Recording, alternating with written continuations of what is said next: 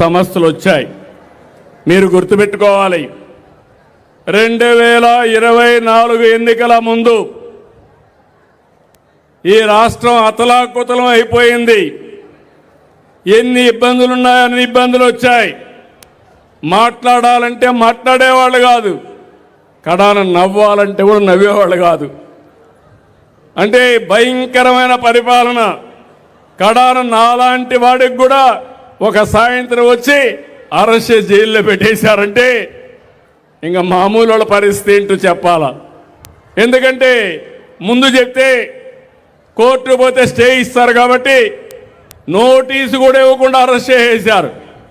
రాష్ట్రంలో ఒక రాక్షస పాలన, ఒక సైకో పాలన జరిగింది. పోరాడాం.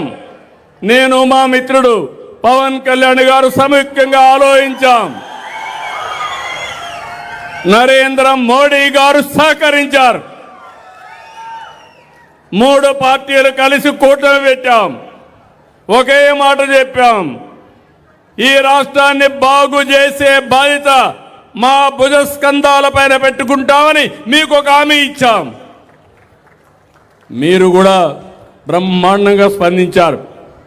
నేను రాజకీయాల్లో 70 నుంచి ఉన్నాను, కానీ మొట్టమొదటిసారిగా పెట్టిన అభ్యర్థులందరినీ గెలిపించారు.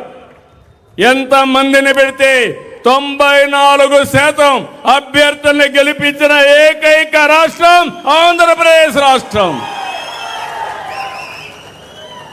అక్కడి నుంచి అంచెలంచెలుగా ఆలోచించాం. సంక్షేమాన్ని సూపర్ 6ని సూపర్ హిట్ చేశాం. అభివృద్ధి పరిగెత్తిస్తున్నాం. ఎప్పుడు కూడా నేను చాలాసార్లు సీఎం అయ్యాను, కానీ ఈసారి చేసినంత అభివృద్ధి నా జీవితంలో ఎప్పుడూ చేయలేదు. 18 నెలల్లో 20 లక్షల కోట్ల రూపాయలు పెట్టుబడులు వచ్చాయి.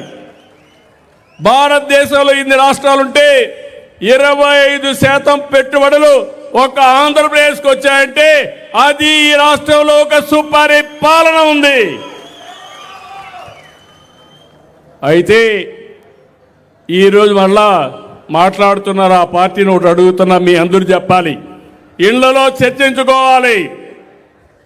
మంచి జరగాలంటే చెడును కూడా గుర్తుపెట్టుకోవాలి. చెడు చేసే వ్యక్తులు కూడా ఎప్పటికీ మరిచిపోకూడదు. అందుకే నరకాసురుడు ఉంటాడు. ఈరోజు నరకాసురుడు వధ జరిగిన తర్వాత ఏం చేస్తున్నాం మనం? ఏం చేస్తున్నాం? దీపావళి పండుగ చేసుకుంటున్నావా లేదా? ఎందుకు దీపావళి పండుగ చేసుకుంటున్నాం? చెడుని ఒకసారి గుర్తుపెట్టుకుని మంచిని మళ్ళా